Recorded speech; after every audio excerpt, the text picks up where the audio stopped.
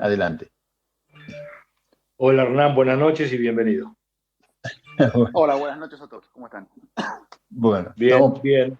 Estamos un poco todavía, yo después de escucharlo a Javier me tengo que tomar un whisky para saborear y disfrutar la coherencia y el sentido común de este tipo, ¿no? Conmigo y con él cambiamos el país. No sé si coincidís. Imagínense cómo estoy yo, que lo aplaudieron todos a él, pero que a mí no me tienen los tomates. Bueno, pero para. Bueno, Antes de arrancar, Hernán, quiero, porque no todo el mundo lo conoce, King Hernán, quiero decir que Hernán es licenciado en comunicación social, tiene un máster de periodismo, escribió 4 libros, tiene 48 años, y entre 2015 y 2019 fue subsecretario de Comunicación Estratégica en la jefatura del gabinete. ¿Está bien, Hernán? Más o menos. Correcto. Bueno, dicho esto y presentado para las más de 600 personas que tenemos en la sala en este momento y que les agradecemos infinitamente que estén allí oyendo y participando, pueden usar los emojis también. Le doy la palabra a Kim para que arranquemos con la charla con Hernán. bueno. Hernán es un tipo que, a ver, trascendió por la creación de un medio digital como la revista Seúl, que a mí me da la sensación de que, salvando las distancias, es tan disruptiva como en su momento fue la página 12 de La Nata, ¿no? Que era un medio gráfico, y en este caso es un medio digital, pero que tiene tanto poder y tiene tan buenos escritores y autores, que la verdad es uno de los placeres del domingo a la mañana, leer una por una, y leo una y después hago otra cosa, y leo otra nota y después hago otra cosa. Pero Hernán, además de crear este medio, también fui subsecretario, como decías vos, de la jefatura de comunicación estratégica en el gobierno de Macri. Y seguramente está bastante metido en tema. Entonces, yo no sé si es una pregunta, o mejor dicho, va a terminar en una pregunta, pero quiero hacer una reflexión. Yo entiendo que de acá a las elecciones de 2023 tenemos 2 años. El año que viene seguramente va a ser un año más político, un año donde seguramente habrá paso, y no le voy a preguntar a Hernán si Macri se presenta o no, si va a ser Patricia Bullrich, no lo sé, ni creo que lo sepa nadie, creo que es poco la discusión en este momento de la coalición. Pero, ¿me escuchan? Sí, King, sí, Sí, yo te escucho adelante. bien, ¿eh? Sí, sí, Perfecto. perfecto, perfecto. Perfecto. Bueno, el punto es, ¿qué hacemos este año? ¿Y qué hacemos este año con el deseo de cambiar que tiene la gente? Si vemos desde la perspectiva del ciudadano común, como soy yo, que bueno, pareciera que la coalición nuestra tiene ahí sus cosas, sus idas y vueltas, sus candidatos que se mandan solos. ¿Cómo hacemos para mantener la unidad y que esta unidad después se transforme en un plan de gobierno? Este año es muy importante, porque el 2023 ya está un poco decidido dentro de la coalición. Todo el mundo respeta las PASO y todo el mundo sabe que las PASO reinan, ¿no? En cualquier distrito, para presidente o para gobernador de cualquier provincia, incluso para listas, para las cámaras, todo el mundo confía para el 2023 que las PASO ordenen. Pero este año no hay PASO. Entonces, ¿qué hacemos este año? ¿No? Ya después de las elecciones y después del 10 de diciembre pasado, digo, fue un poco un pistoletazo de salida, mucha gente empezó como a posicionarse, quizás demasiado temprano, y se generaron algunos problemas. Lo que sí hay que aprovechar este año, me parece, es para lograr de cara a la sociedad, sobre todo porque va a ser un año choto, eh, que Juntos por el Cambio está unido y representan la misma cosa, eh, que, y que tienen una visión. Me parece medio ambicioso decir un plan, porque después los planes llegás y la realidad te los arruina, pero eh, una visión de hacia dónde tiene que ir el país, una velocidad más o menos clara, qué alianzas políticas se pueden hacer, cuáles no, siempre con un margen, porque hay gente que opina distinto, tiene tradiciones distintas, sensibilidades distintas, pero 2022 tiene que ser un año, digamos que después de los 2 primeros años de Alberto, que fueron 2 años más de resistencia, por decirlo de alguna manera, ¿no? De frenar al kirchnerismo, como decía la campaña, de decir, de evitar un montón de cosas, ¿no? De las que participó mucho la sociedad civil, ¿no? Yo creo que a eso hay que valorarlo mucho. La reforma judicial, Vicentín, todas esas cosas, eh, la sociedad civil fue pionera, o los votantes de Juntos por el Cambio fueron adelantados, eh, pero ahora empieza un lugar, hay que empezar a mirar para adelante, ¿no? Y eso me parece que tiene que ser el mensaje de acá a cuando se empieza a calentar más el año.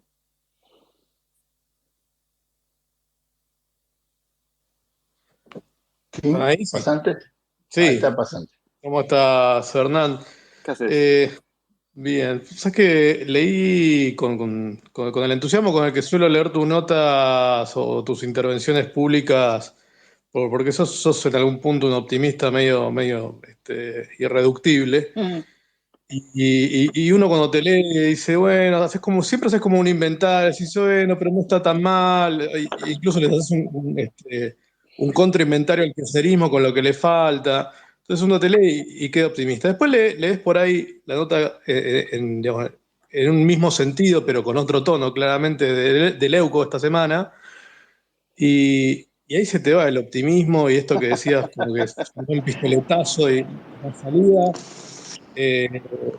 Y un poco uno no te digo que se viene abajo, pero la realidad es que los Iguacel están en minoría en la coalición que ya ni siquiera se llama Por el Cambio. No, se sigue llamando Por el Cambio. Se llamó Juntos Bueno, solamente en como provincia. en provincia hay una cuestión electoral, digamos, los bloques se llaman Juntos por el Cambio, etc.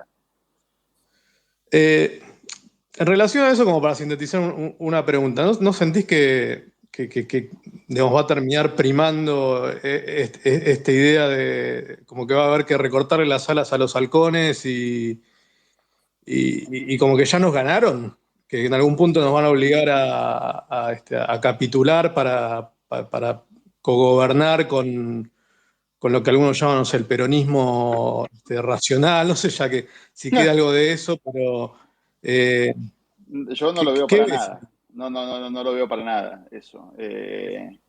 Digo, una señal, por ejemplo, también es cómo se fue dando la campaña electoral el año pasado, ¿no? Digo que en junio los candidatos moderados, por decirlo de alguna manera, les costaba criticar al gobierno o no sabían bien qué decir, y terminaron en noviembre, esto que te decía, hay que frenar el kirchnerismo, ¿no? Como mucho más tomando las pistas de un poco de los votantes, un poco de los halcones, como que hubo un cambio, ¿no? Y estuvimos en la campaña hablando de la independencia del Banco Central, de cambiar las indemnizaciones, de cosas que nunca se hablaban en campañas electorales. Yo no sé si va a haber un candidato halcón o un candidato paloma en 2023. Hay mucha gente que se queja de halcones y palomas, les parece una boludez. A mí no me parece una boludez. A mí me parece que designa dos conjuntos de sensibilidades distintas, bastante claros.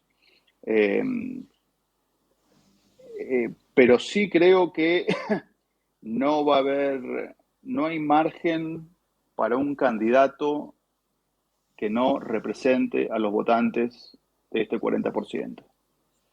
O sea, si alguien quiere sacar 60 puntos a cambio de un voto superficial, no comprometido, apático, creyendo que eso le va a servir para hacer transformaciones, y en este caso hablo más de una estrategia de que se habla en el gobierno de la ciudad, quiero decir. Para mí eso no va a ser posible. Te va a llevar solo la dinámica a que la energía de la campaña sea la de este 40%. No hay manera que sea de otra forma. Te lo pongo en dos cuadrantes bien halcones, donde yo siento que claramente nos ganaron. Nos ganaron, digo, las palomas o como querramos, no sé, el pájaro que querramos. Vacuna de niños. Lo que hicieron es criminal. Y realmente lo hicieron con la complicidad de gobiernos digamos, y jefatura de gobierno propias, que hoy son de Juntos por el Cambio.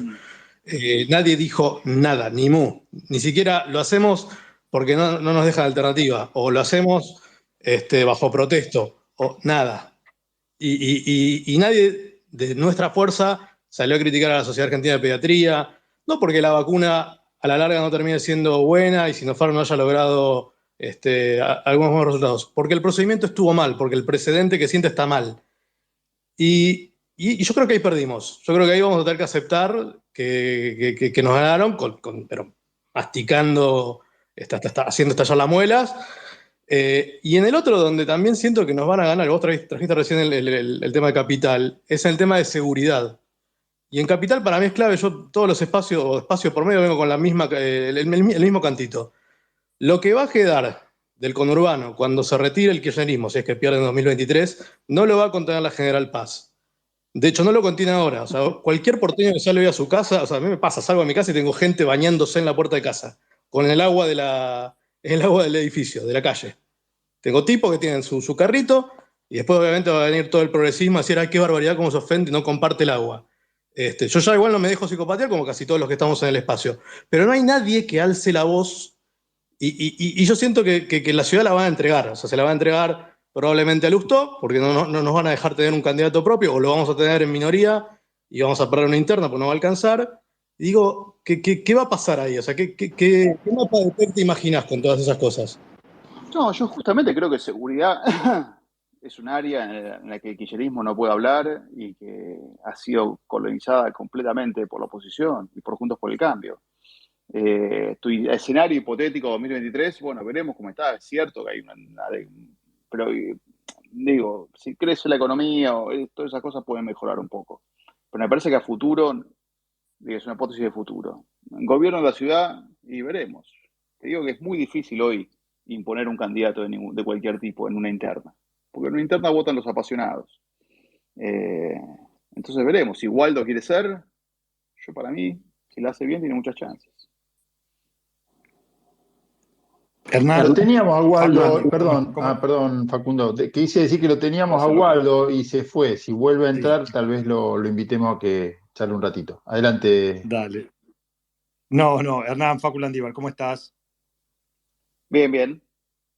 Todo tranquilo. Bueno, Hernán, en el año 90 y pico, 2013, si no me equivoco, cuando presentaste American Sarmiento, decías que Sarmiento tenía un plan para sacudir a la Argentina. ¿Ves a alguien hoy que tenga un plan para sacudir a la Argentina dentro de Juntos por el Cambio? Yo veo a todos muy unificados en cosas muy sencillas, pero que son esas grandes direcciones. Por ejemplo, nunca ha habido una coalición tan sólidamente pro mercado, o por lo menos pro macroeconomía sensata como es Juntos por el Cambio hoy. Piénsenlo, comparen con el radicalismo de hace 10 años, el radicalismo hace 20 años, el radicalismo hace 30 años, o lo que era el ARI, el espacio antikirchnerista, en el 2005, y estaba lleno de gente que hoy es kirchnerista, digo. Hubo una centrifugación y los que quedaron del lado Juntos por el Cambio hoy creen en el equilibrio fiscal, creen en el Banco Central Independiente. Nunca ha habido una fuerza pro mercado en el sentido más básico del término, ¿no? No digo de bajar el gasto público a 10 puntos. En el sentido más básico del término, homogéneamente pro mercado como es Juntos por el Cambio. Después la cuestión institucional y republicana, digo, no hay diferencias. Y son las dos grandes para mí, cuando se habla de los acuerdos, las dos grandes cosas que hay que hacer para mí es eso, ordenar la macroeconomía y sacar el populismo. No digo estoy quiero ser nada antidemocrático, pero que no haya populismo en la conversación relevante sobre la política, sobre cómo manejar la Corte Suprema, que ahora esto, ¿viste? Se la quieren sacar de encima, la quieren echar, dicen cosas gravísimas y medio pasa desapercibido. Creo que estamos cansados ya del kirchnerismo, todo el mundo, de que diga estas cosas, nadie les cree mucho, se los toma como una pantomima, pero sigue siendo grave y no hay que dejarlo, pero bueno. Nadie en Juntos por el Cambio honestamente cree que se puede hacer estas cosas. Y después después está la parte de cuántas leyes tenés que tener escritas el 10 de diciembre de 2023, ¿no? ¿Qué sé yo? Eso es importante. ¿Hay que hacerlas o no hay que hacerlas? Yo creo que sí, estaría bueno hacerlas. Es muy difícil cuando hay paso, ¿no? Porque las tiene que escribir qué equipo, el de quién, el de qué candidato. Entonces, si la coalición no puede escribir leyes sobre el mercado eléctrico, energético, sobre reforma previsional, etcétera, no las puede escribir juntas. Después de las PASO tampoco hay tanto tiempo, o sea que ese es otro tema. Pero yo realmente veo una visión de conjunto con distintas velocidades. Para mí la gran diferencia es, el peronismo adentro de la coalición o no, ¿no? O sea, lo planteó alguien, Dígalo, Ezequiel creo dígalo, que antes. esa. Esa es, masa sí, masa no. O sea, esa es la gran Claro, diferencia, me parece que hay. Pero es más una claramente. cuestión de estrategia política que de visión de país. Yo te digo, yo escribí dos plataformas electorales, la de 2015 y 2019. Digo, más allá que no las lee nadie, pero como ejercicio interno de juntarte con gente, un partido de tu coalición y ver qué diferencias tenés, ¿no? O que va el de la coalición, se le muestra a los borradores a Lilita, vuelve, se le mostraba, si iban a verlo a Sanz, si volvían, no sé qué. No hay mucha diferencia. Las plataformas se escriben muy fácil, o sea que cuando es para hablar de los temas concretos, honestamente no hay mucha diferencia. Hernán, ¿y Las diferencias qué son cambiarías esas. con respecto a en 2015 fue un éxito, en 2019 se perdió? Es así, la realidad Sí. es dura, pero es esa. ¿Qué cambiarías con respecto a la plataforma del 2019? No, la plataforma estaba bien. Y era bastante ambiciosa, sobre todo con un montón de temas. Me acuerdo que hicimos con Fabio Ketglas, que era el delegado del radicalismo, sobre planes sociales, ¿no? Los planes sociales podían durar 2 años, por ejemplo. No la UH, sino estos planes que ahora se llaman Argentina, trabajo argentino, por ejemplo, trabajo potencia, no sé qué, no me acuerdo cómo lo pusieron. Cosas así. No, en 2019 perdimos porque la economía estaba muy mal y porque el peronismo se unió. Ahora, ¿por qué ocurrieron todo eso? Es una historia mucho más compleja, pero las dos grandes causas de la derrota son esas. Sí. Está Waldo, no sé por ahí hasta le puedo hacer una pregunta a Waldo Hernani. Bienvenido, Waldo, bienvenido y sumate a la conversación, por favor. Hola, ¿cómo les va? ¿Qué hace, Waldo? En primer lugar, gracias, siempre lindo escucharlos. Antes de hacerle una pregunta a Hernán, que Hernán sabe qué pregunta le voy a hacer, se la va a hacer él mismo. Se ríe y ahora les va a contar por qué. Primero quería decirles que estuve escuchando a Javier antes de pasar a Hernán. Entró un minuto, yo siempre los escucho y no me gusta robarle el Yo no protagonismo al escucho, no sé si ustedes invitado. escuchan. Sí, se escucha, se escucha. Sí, se escucha bien, se escucha bien. No me gusta robarle el protagonismo al invitado porque cuando me invitan a mí me dan el lugar y ahora el lugar es de Hernán.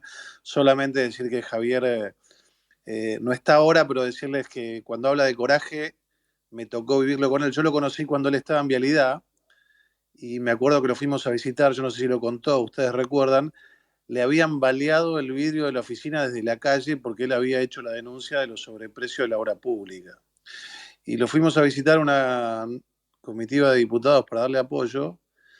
Y lo más sorprendente fue que el tipo nos recibió totalmente relajado, diciendo que él entendía que ese era el costo de hacer lo que tenía que hacer. Así que a partir de ahí entablar una relación con él y decir que tenemos un gran valor porque yo tenía un maestro que decía que lo extraordinario estaba en hacer bien las cosas ordinarias. Y la genialidad de Javier es que aplica lo sencillo. El tipo llegó a Capitán Sarmiento, redujo impuestos, tasas, unificó procedimientos y ojalá crezca, cuenta con todo mi apoyo. Y nada, saludar a Hernán. Hernán, ¿estás escuchando? Déjame confirmar, Waldo, por favor, si Hernán nos escucha, porque antes dijo que no Estoy escuchaba. escuchando, Perfecto. Ok, adelante, Bueno, Waldo. saludar a Hernán y también ha sido un gran referente para muchos de nosotros. Yo compartí mucho tiempo con él, sobre todo en el gobierno del 15 al 19, porque además compartíamos un espacio de esparcimiento juntos y siempre nos quedábamos hablando de política. Y él sabe qué pregunta le voy a hacer, porque cada vez que lo veía, yo que soy muy ansioso, le decía, Hernán, ¿cómo te decía? Hernán, ¿cómo la ves? Hernán, ¿Cómo ¿cómo la la ves? ves?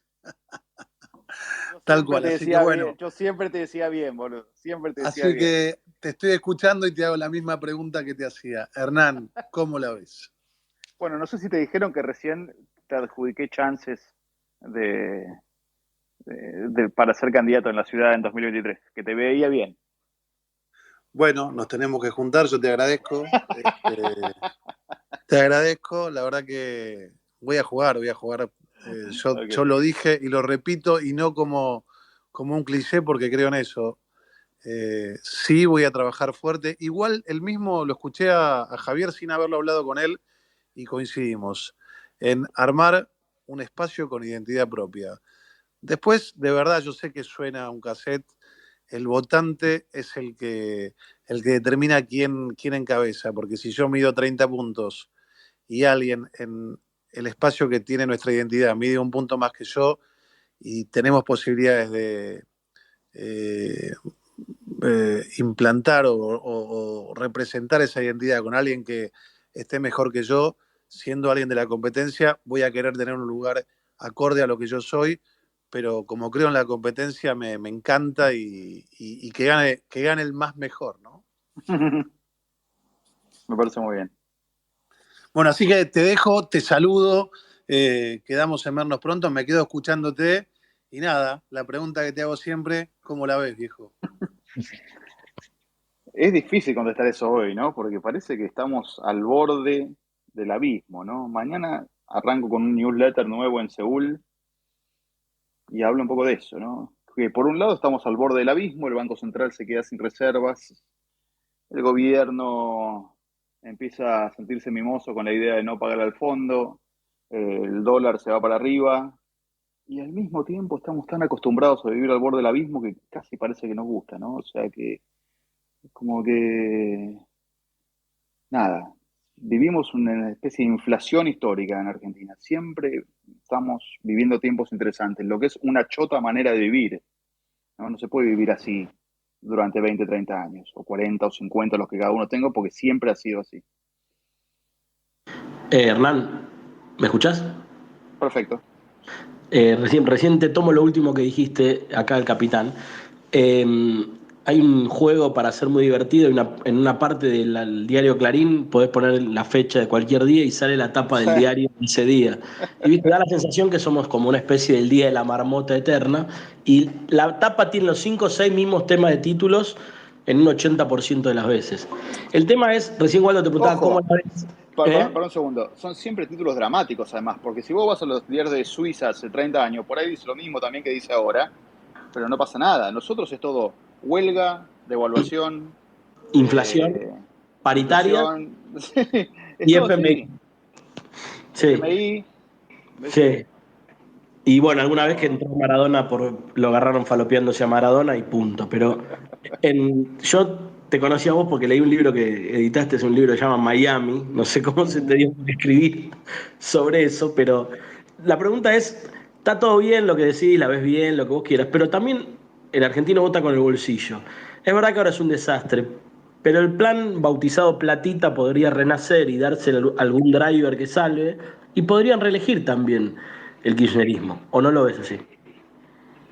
yo creo que ellos tienen mucho más problema que nosotros de identidad, de quiénes son. Nosotros tenemos que saber la idea, nuestro problema es masa sí o masa no. El problema de ellos es propiedad privada sí, propiedad privada no. ¿Me entendés? ¿Se Pero ese escucha? problema para nosotros, para ellos no es problema. No, pero sí, porque el peronismo que entró, el peronismo no kirchnerista que entró a la coalición bajo la promesa mentira del volvemos mejores, de que Cristina no va a ser tan importante, ahora se está comiendo una idea y están perdiendo elecciones. O sea, tampoco es que les hace tanta gracia reducirse a ellos al 30% kirchnerista. Eh, entonces lo veo como va a haber una resistencia a la cámpora y al cristinismo de tener lugares importantes. Quizás vuelvan a hacer la martingala de poner un candidato moderado, pero otra vez se lo va a creer la gente. No lo sé. Pero viste que todo puede ser, ¿no? Y terminamos definiendo entre animales. Antes Néstor decía pingüino o pingüina, ahora águila, halcón, paloma, no sé. Pero finalmente la propiedad privada es un problema para con nosotros, pero su piso de votantes es muy alto para ser un piso también. Y parten de una base muy alta, aún si según vos te adjudico que más asuma algo. Por ahí quizás no suma en solo. Y tampoco cambia si pasa a un lado al otro, porque hoy sería resistido de este lado. No, igual todas esas cosas con el peronismo, incluso en lo que dicen los moderados, sería después de las elecciones. Juntos por el Cambio no se va a abrir ni se va a romper para las elecciones. Para mí está bastante consolidado. Falta mucho, pero no creo que ocurra. ¿Qué te hace tener esa certeza, Hernán, acá, Cluny?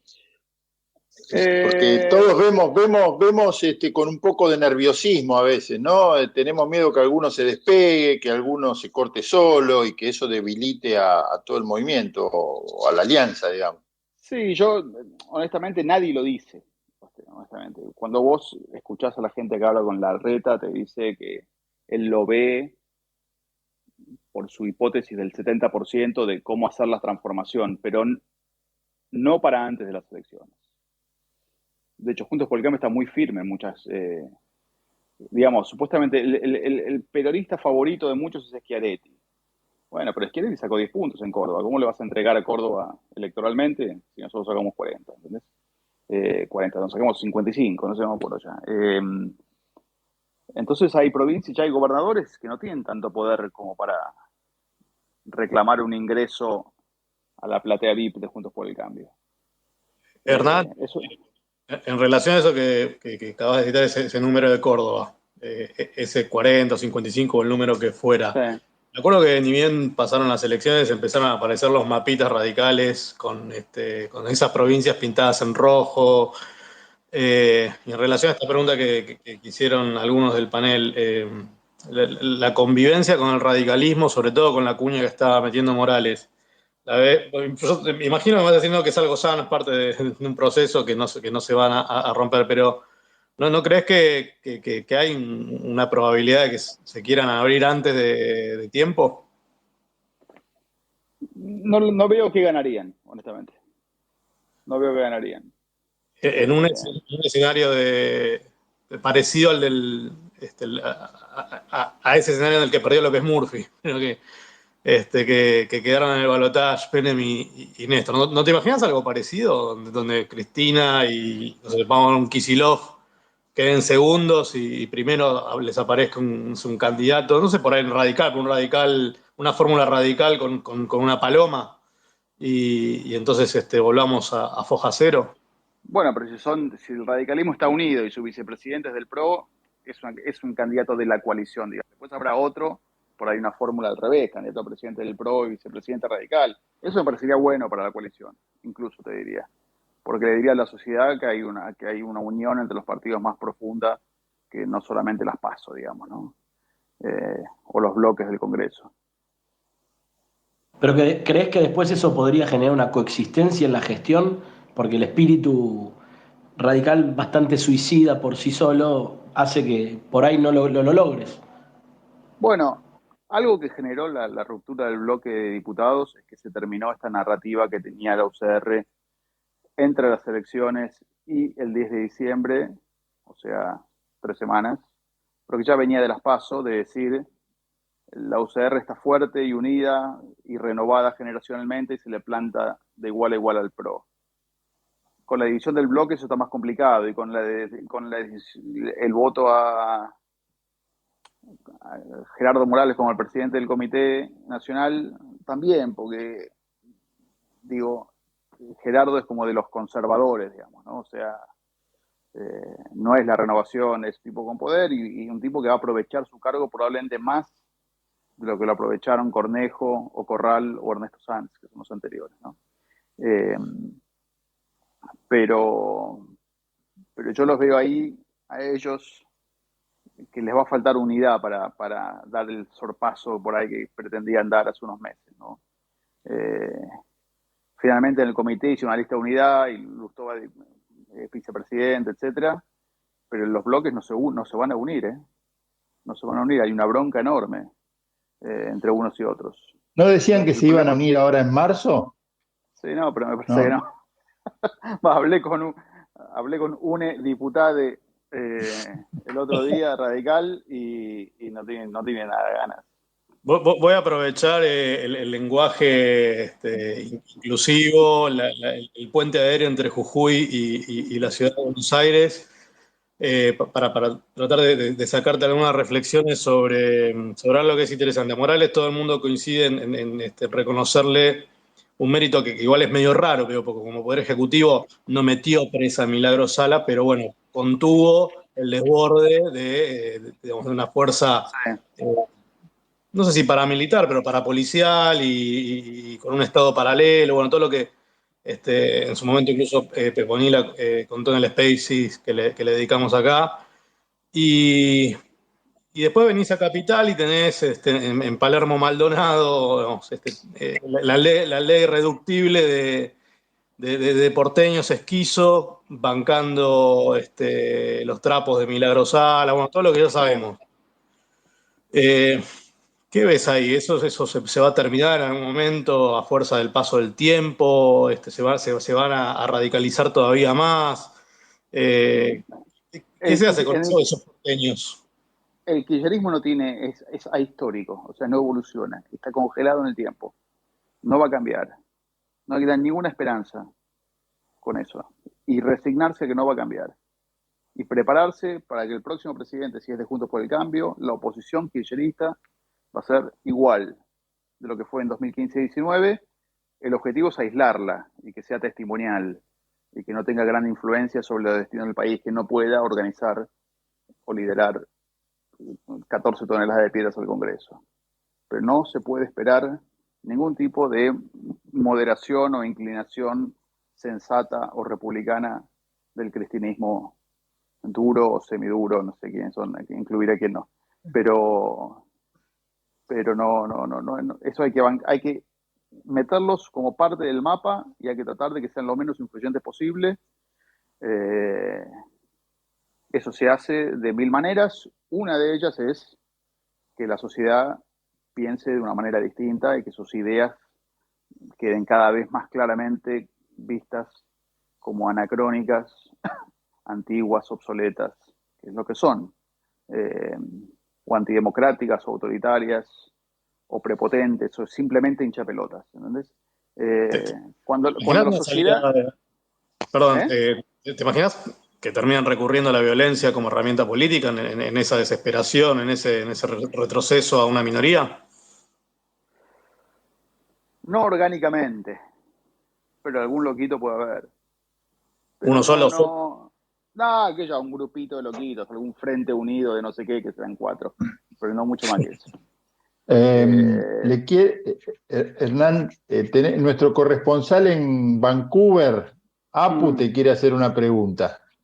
Bienvenido, Apu. Buenas noches. Gracias, gracias Te por... nombré corresponsal en Vancouver ad honorem. Si no querés, podés renunciar, pero el ¿Cómo título ya te lo Adonore? dimos. Bueno, Y, esto no es lo que y habíamos hermano, acá arreglado. sabés que no hay un mango. ¿Qué va a hacer? Esto no es lo que habíamos hablado. Pero bueno, Bueno, ¿cómo están todos? Quería hacerte una consulta, Hernán, porque en los grupos de discusión en los que estoy, cada tanto surge el siguiente planteo. Y quería saber vos, desde tu mirada pancambiemita, pero más cercano a la cocina, ¿qué respuesta podrías dar? Por ejemplo, surge Javier Iguacel como posible candidato a gobernador. Y me dicen, pero no lo conoce nadie, el candidato seguramente del PRO va a ser Santilli, y si vamos a unas PASO con un challenger, nos exponemos a que gane el radicalismo, por ejemplo. Yo tengo algunas sí. respuestas a eso, pero, y eso extendelo también a Nación. Si vamos unas PASO, el próximo presidente no va a ser del PRO, sino va a ser de la UCR. Eh, vos le querés ceder la ciudad a Lustó, entonces nos tenemos que alinear. Y siempre es alinearse detrás de los mismos, ¿no? Entonces, digamos, más el establishment versus a los challengers. ¿Cómo ves que eso se puede resolver? Me parece que hay mil piezas en movimiento, es un poco temprano, pueden pasar mil cosas. También puede haber dos candidatos radicales. Digo, las divisiones en el radicalismo también, como te decía, son muy fuertes. Eh, no veo imposible, o sea, veo improbable que los partidos hagan una elección interna de candidatos antes de las PASO.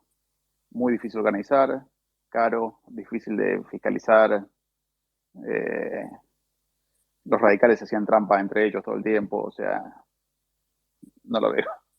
Entonces, sí veo más probable que haya en las PASO más de un candidato por partido. Ahí habrá que tener inteligencia de los partidos de cómo viene la cosa de no entregarle la candidatura a su rival interno. Pero podría ser, ese de escenario podría ser. repente, a mí se me ocurre, por ejemplo, un Iguacel Arieto contra, no sé, Santilli y alguien de la coalición cívica, o Iguacel Maxi Abad. Te estás hablando eso, Abad. Sí, quise decir Maxi Abad, no sé. Arieto en realidad la veía en otro lado, para una candidata tapada por otro lado, pero podría llegar a ser algo así. También, si piensan que se puede llegar a cambiar la ley de paso, si de repente al kirchnerismo también le conviene, para que el vicepresidente pueda elegirse después, como en Estados Unidos. Yo no tocaría la ley de las PASO porque los kirchneristas lo que quieren es sacarla, porque saben que nos beneficia mucho. Entonces, viste, como nos pasó con bienes personales, que abrimos esa caja y nos embocaron. Para mí hay un riesgo de que el kirchnerismo amenazado quite las PASO. Eso es un riesgo que hay que cuidar y estar muy atento. ¿Pero tienen los votos para eso? Ya no. Nunca sabés, puede tener aliados de... Claro. ¿Viste? En el Senado es 34-34. Y al rionegrino le decís lo que tenés que decir, y al millonero también, ya tenés 36, y Cristina decide.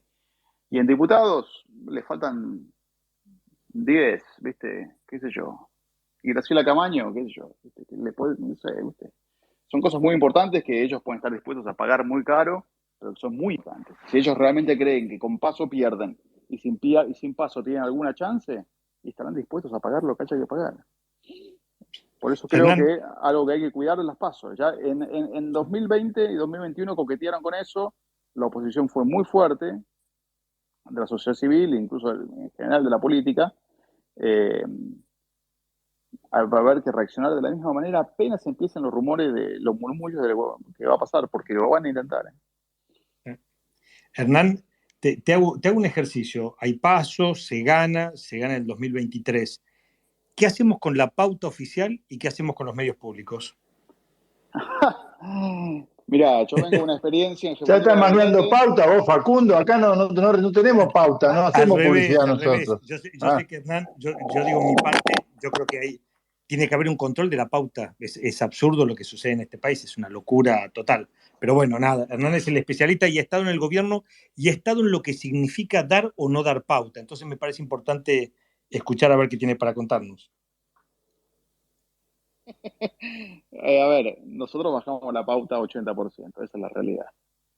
Y establecimos unos criterios, 6 criterios que había que anotarse, una transparencia, quitamos a Telam, casi toda la pauta oficial se entregaba vía Telam, con una corrupción enorme, no de los grandes mandos, o también de los grandes mandos, pero sobre todo de los medios, lo que tienen que pagar. ¿No? Lo que pasa en Argentina con el Estado, te demoran pagos meses para acelerarlo, se cobra un peaje, sindicatos metidos de por medio, todas cosas que Telam no tenía que hacer, se las llevó jefatura de gabinete, de liquidaciones, etcétera. Que la sigue haciendo jefatura de gabinete, eso no volvió a Telam.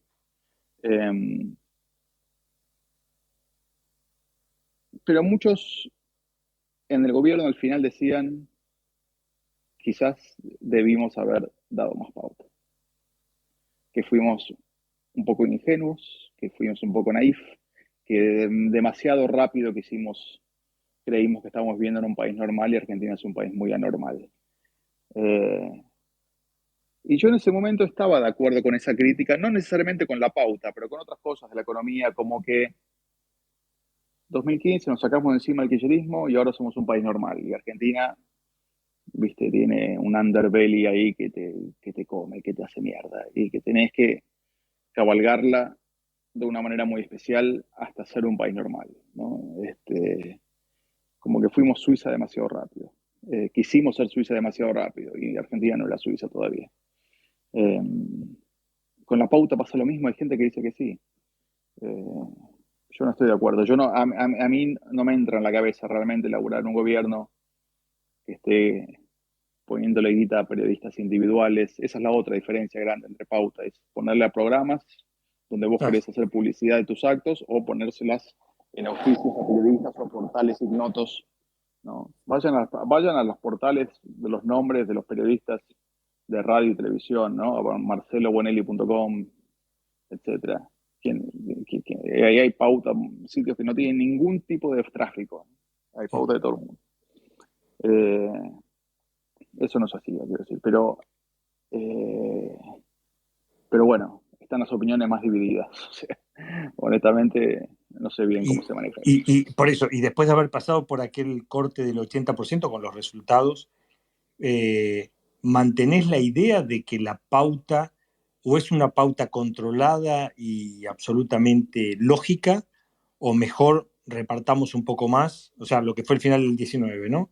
Repartamos un poco más y nos evitamos más críticas, esta especie de, la palabra la uso yo y te la evito usarla, de chantaje frente a lo que puedan decir los medios, o lo que en Twitter se conoce como el sobre.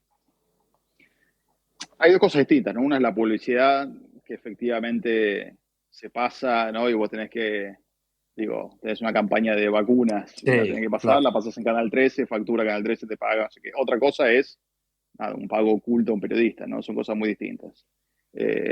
Lo segundo, para mí no hay que hacerlo y no tengo conocimiento de que se hiciera en 2015-19.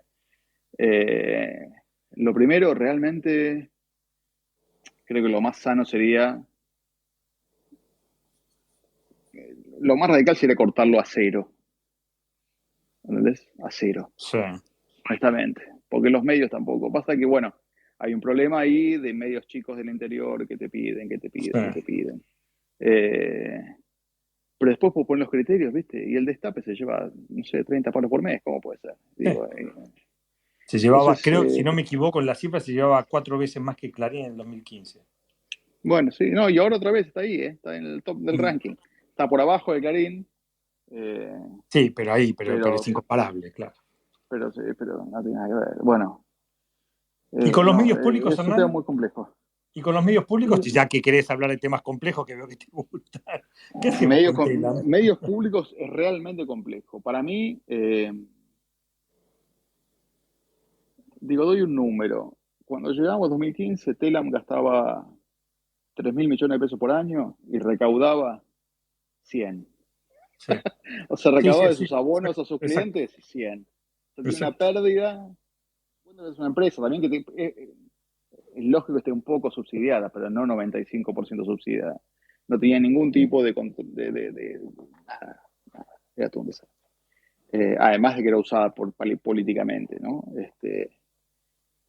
No lo sé, honestamente no lo sé. La idea de máxima que tenía Lombardi en su momento era hacer una única redacción de medios públicos, con menos gente en Tecnópolis, una redacción que trabaje para digital, para Radio Nacional, para la TV pública, ir achicando todo un poco, con una cosa más contemporánea, ¿no? De un único medio que después tiene distintas plataformas.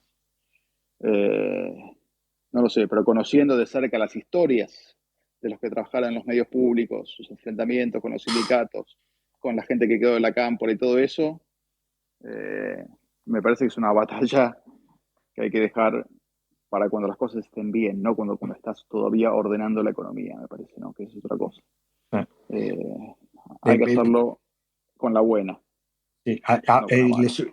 Le sumo un poco a lo que dice Hernán. Para los que no saben, Telam tenía en su momento, cuando llegaron en el 2015, si no me equivoco, algo así como 990 personas. Sí. El área política tenía 55 personas para hacer política, más que el 90% de las redacciones de todos los diarios del país. Era una especie de locura absoluta, pero bueno, también fue una batalla muy complicada y que también les costó mucho. Por eso te digo, si vos crees que hay que volver a darla, o como decís, esperemos. Hay que volver a darla en algún momento.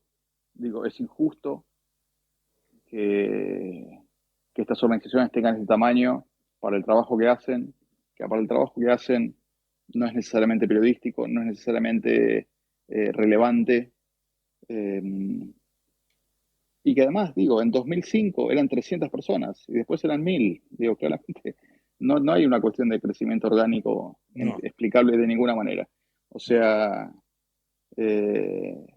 claramente tiene una racionalización, pero aparte que a mí lo que me molestaba del debate con la gente de Telam era no tenían ninguna visión de futuro. No decían queremos ser una agencia del siglo XXI o cómo lo vemos para el futuro. Ellos querían seguir como estaban en 1980, ¿entendés? Y eso no puedes contestarme a mí diciendo quiero que todo siga igual, porque eso no puede ocurrir, eso no es así, las cosas cambian. Entonces, eh, no lo ves comprometidos con una visión tampoco, ¿no? Pero bueno, Pero insisto en que relación a eso hay que eso, Hernán, hacerlo. no es un poco como la actitud patotera típica del derecho adquirido. Bueno, en general, ¿no? Los grupos pequeños, organizados, que tienen mucho para perder y que tienen derechos adquiridos, son los más difíciles de racionalizar o de lograr quitarle los privilegios. No hablaría exactamente de esto como un privilegio, pero sí de algo que está claramente que excede con mucho el presupuesto que debería tener y la misión que debería tener. Eh, pero me esperaría, digo, para contestar la pregunta de Facundo más concreción, esperaría que el próximo gobierno tenga resultados concretos y una legitimidad social muy fuerte como para iniciar estas reformas, que en lo fiscal, no digo que son irrelevantes, pero comparado contra las grandes bolsas que hay, que son los subsidios a la luz y al gas, los empleados públicos provinciales, las jubilaciones,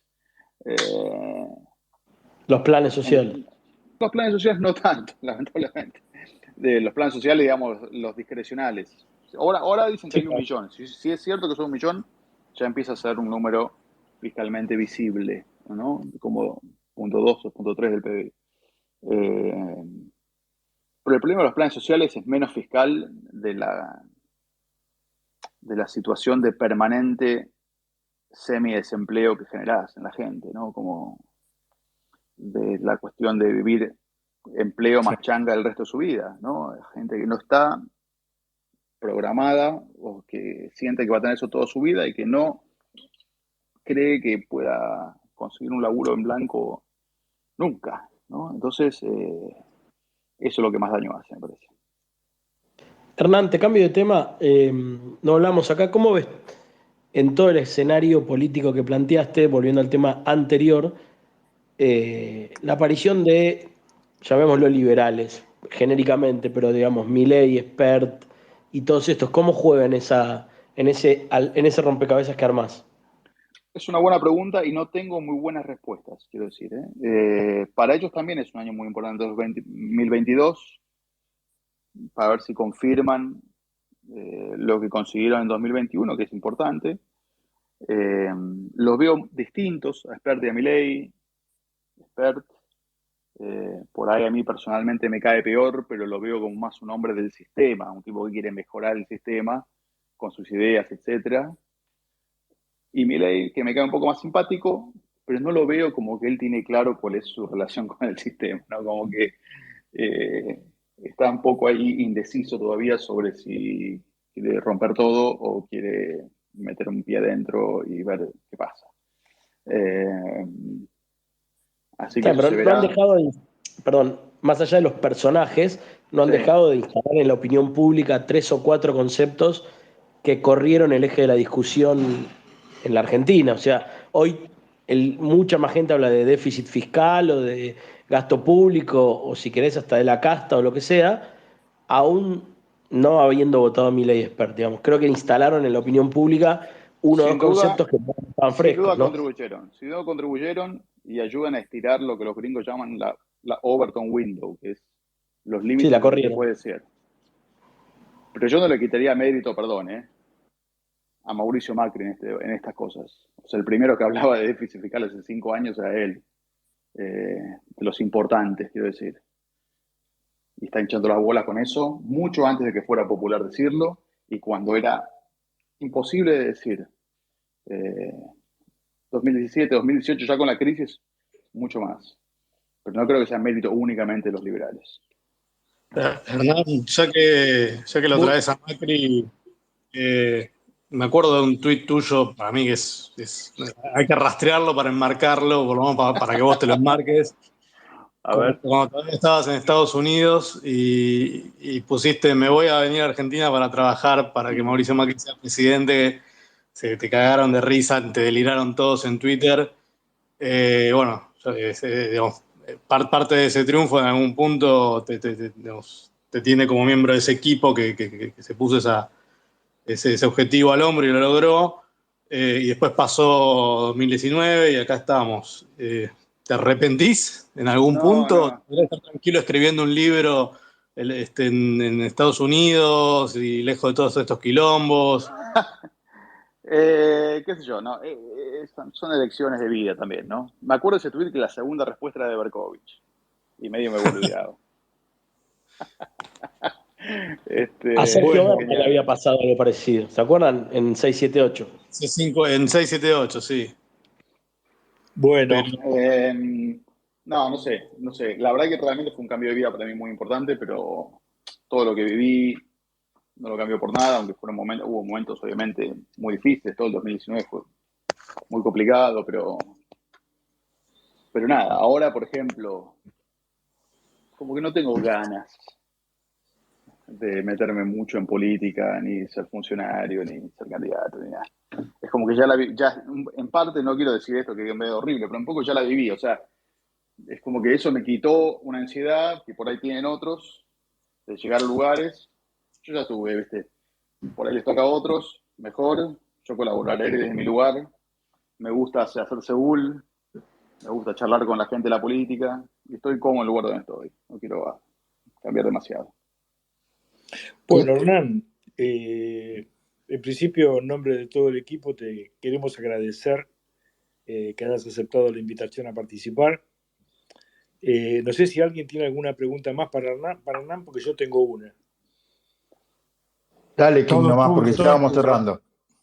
Bueno, no, si desde Miami te viniste para hacerlo a Macri presidente, yo te voy a pedir algo mucho más simple, que alguna vez hemos hablado, que nos lo traigas a Espacio Republicano a Mauricio para tener una charla con él. ¿Cómo lo ves? Lo veo posible, yo lo creo que lo veo posible. Voy a insistir un poco Vamos, más. carajo. Vamos. Mirá, Hernán, hoy tuvimos un posible jefe de gobierno de Cava y un posible gobernador de la provincia de Buenos Aires. Así que Macri tiene que venir acá para pontificar el espacio. Tal cual. Porque este espacio trae suerte. ¿Te podemos comprometer, Hernán? Nada, comprometer no sé, pero voy a hacer el intento. Bueno, dale, confiamos en vos. Dale. Bueno, Muchas gracias, Hernán. No, gracias a ustedes, chicos, por por la todo lo conversación. parecido.